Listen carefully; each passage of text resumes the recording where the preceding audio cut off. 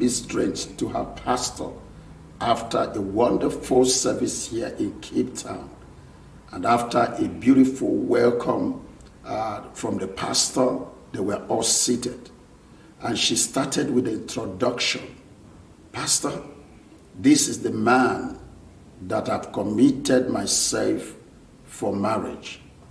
And you can read the surprised look upon the pastor, because the pastor had been her spiritual father.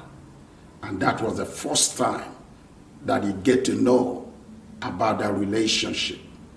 So the pastor turned around onto the young man and said, Ben, tell me exactly how long had this relationship been between you and my spiritual daughter? And tell me also, what do you do for a living? Ben replied and said, Sir, we've been together for 2 months. And as a man of God, I'm not going to lie to you. I do internet fraud for a living. And the pastor turned around to Angela and said, Angela, is this the man that you want to marry? Angela said, yes, Pastor. I've already committed myself unto him for marriage. And the pastor looked at them and said, you know what? I am not part and parcel of this relationship, unfortunately. If you want to go ahead, you can go ahead. Angela got angry, walked out of pastor's office, and resigned her membership from the church. And 8 months later, she've already become a powerful worker in Ben's church. But 9 months later, the relationship crumbled, and Ben went his way, and Angela was dropped on the way. We come back to F.I.N.D Relationship platform. This is episode 49. Don't rush into commitment. With me again in this studio today is Pastor Mrs. Love Keller, woman of God. You're welcome to this studio once again. Please, can you give us what are the benefits of commitment in relationship? Good evening, viewers. You are welcome again. We thank you for choosing this program, F.I.N.D Relationship. Today we are looking at the benefits of commitment. Commitment is one of the most important things you need in your relationship. Commitment brings stability. Commitment makes you to be firm, not to be tossed around by different things. Stability, commitment makes you not to be distracted by things around. Why? Because you've made up your mind to be committed to a particular thing. And when you are committed to a particular thing, you are focused. You are not everywhere. So in relationship, you need commitment. You need commitment to arrive safely and to arrive quickly. So the next thing I want to look at is direction. Commitment gives you direction. Commitment assists you not to change your, should I use the word your ways? Maybe today you make the decision to climb the tree, and on your way to the tree, you change your mind to go to the mountain. You are being distracted. You are this way today, you are this way the next day. But when you are committed, you know that this is what I want, and this is the road I want to go. This is what I have decided to do, and you do that which you have decided to do. Awesome conversation on that benefits of commitment. That's also woman of God.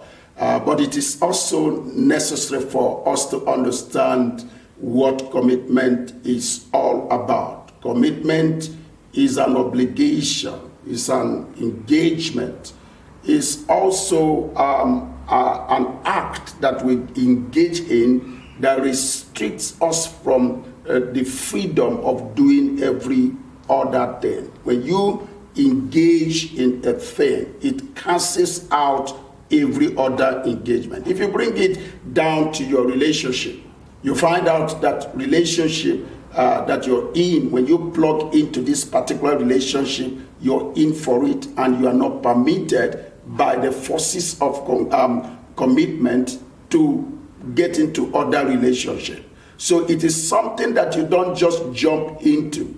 It's something that you need to know what you are committing yourself into. So many people get into a relationship, they commit themselves, and yet they don't understand what they are committing themselves into. So the first thing in commitment is that there got to be a resolved intention. There got to be purpose, defined purpose, before ever you commit yourself. It have to be understood. It's not something that you do under assumption. Let me read some Bible passages, and that will help us to drive this home. In the book of 2 Timothy chapter 1 verse 12, Paul wrote this. He said, "For that which I also suffered these things, nevertheless I am not ashamed, for I know whom I have believed, and I am persuaded that he is able to keep that which I have committed unto him against that day." Now, if you look at this woman of God, you discover that Paul is saying that I know whom I believe. In other words, I did not only believe him, I know him after believing him. That's so powerful. I'm not committing myself just because I believe him. I know whom I believed. I believed him, number one, but beyond believing him, I know him. Then I am fully persuaded that this thing I put into his hands, it's going to go well. So many people commit themselves without knowing whom they are committing themselves to, what they are committing themselves into, and before ever they realize it, they find out that the commitment they made was into wrong thing. Woman of God, have you been able to see people who after they have made some commitment, they begin to regret it? They say, had I known, I wouldn't have said I do. Can you talk about it? Yeah, you'll find out that most times, especially in this generation, we get into what we don't know. We get into what we don't understand. We just know that everyone is doing it. Everyone is getting married. Everyone is getting into a relationship. Then we decide to get into a relationship. And you'll find out that that affects the relationship where you get involved. You will hear a lady saying, "Oh, every lady has a man." Maybe you are going for a party. "Oh, I need to get a man that I have to go to the party with." Or everyone is getting married. Everyone is having rings on. So I need to have my own rings on also. And when you find yourself in that relationship, after the wedding, because you don't understand what you've gotten into, you don't even know. So when the reality of what you've involved yourself starts coming up, you want to opt out, you want to go. So before you get into a relationship, before you commit yourself into a relationship, not just relationship, even in business or whatever you want to do in life, before you commit yourself, you need to find out what it is. What are the advantages? What are the disadvantages? Is this something I can stay? The disadvantages, are there things that I can stand? Are there things I can bear?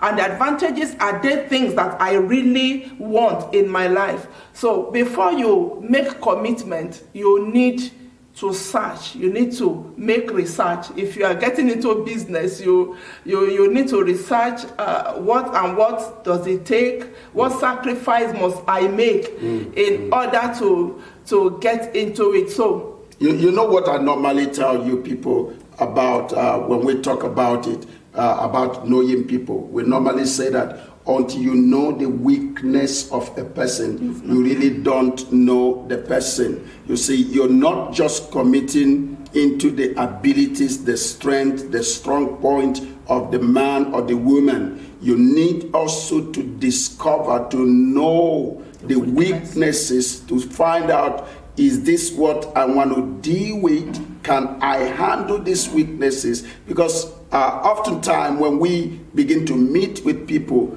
we only focus on the abilities. We only focus to the strength of the people, the nice things about those things. My friend, you're not going to have problem with my ability. My ability and my strength is my strength. Is something I can wake up without prayer. I do it because that's my strength. But where you're going to have the greatest challenge, living with me or being with me or doing business with me or being in relationship with me, is my weaknesses. So you don't really know me because you saw my abilities. You don't know me until you see my weaknesses. So before ever you commit yourself, you need to know what you are committing yourself to. Even Jesus Christ, you remember the scripture. So can we say that for you to make commitment, you don't make commitment based on my strength? Yes, that's exactly your what I'm saying. commitment or your decision should be based on my weaknesses. Yes, I've seen your strength, but I still need to know what is. You remember the lady that traveled, the guy that traveled and saw a wife in Nigeria, and he called me, he said, Pastor, I've seen somebody to marry. I said, okay, give her the phone. And when I spoke to the lady, I said, do you know this man? She said, yes, I know him. I said, okay, do you know? What do you know? She said all about the strength of a man, the abilities of the man. I said, okay, give me one of his weaknesses. She said to me, I've never known any of his weakness. I said, then you don't know what you are committing yourself. She broke down and started crying. And the fiancé and the husband-to-be was very angry with me because why can you ask her? Why should you ask her about my weaknesses? You see what I'm talking about? You don't know a person until you know the weaknesses of a person. You know, I was saying, Jesus in John chapter 2 verse 24, the Bible says that he know every man. But yet he did not commit himself to them, for he knoweth what was in the heart of man. All that is about man is not what you see today. You need to know, because there is somebody who is in 20 years marriage, 25 years marriage, 30 years marriage. They are still seeing what they couldn't see in those days. But you need to know what you are committing yourself, who you are committing yourself. In the other day, was it during the love festival, love party, I was telling people, I said, you don't start loving what you don't have ability to love. Don't love what you cannot love, because when you start loving what you cannot love along the way, must finish what you start. Your love going to run out, and you begin to look for love. So that's exactly what we're saying today. Don't rush into commitment. Take out time. You believe him, yes. You believe her, yes. But know beyond believing. Know what you are committing yourself to. And when you do that, you stand in a better chance to deal with every circumstance and situation, because commitment is not something you plug yourself in and you plug yourself out when the weather changes. It is something you plug yourself in and you have no freedom again to unplug yourself. It's not a dress rehearsal. It is not just a choir rehearsal. No, it is I plug myself in. I've restricted my freedom to withdraw myself. If I die, I die. If I mess up, I mess up. But I am in, and I'm not going out. That's what commitment is all about. But it is very powerful when you get it right. Woman of God, can you sign out? Yeah, you know that a relationship or marriage is not like a dress where you buy a clothes and you fit it, and it's like it's not fitting, you take it off or you throw it away. It's not something that you just buy, and if you don't like it anymore, then you just dash it out. Yeah. So marriage relationship is something that when you pick it up according to the word of God. So that is the reason why before you commit yourself, before you make commitment, That's true. make sure that you understand what you are committing to. And when you do that, you decide to say, okay, I will be able to go through this, which means you're going to burn all the bridges. That's true. You burn all the bridges, no going back. That's true. It's forward forever. And backward never. Backward never. So before you make that commitment, check it out. I advise that you check it out. If it is something you can't do, I advise people, even when you are already in courtship, the night to your wedding, it's better for you to cut it off than for you to get into divorce. Okay, we are rounding up for this particular week. Please don't rush into that commitment, not because of the negative circumstance that you are in, not even because a prophet, one blue-eyed prophet, prophesied and said, this is your husband, this is your wife. Don't commit based on prophecy. Don't commit based. Commit yourself just because you're fully aware of what you are committing yourself into. That's all we can take this week. Demji, thank you for this great work, and I hope you're still committing yourself to Malika. See you next week. This is an awesome one.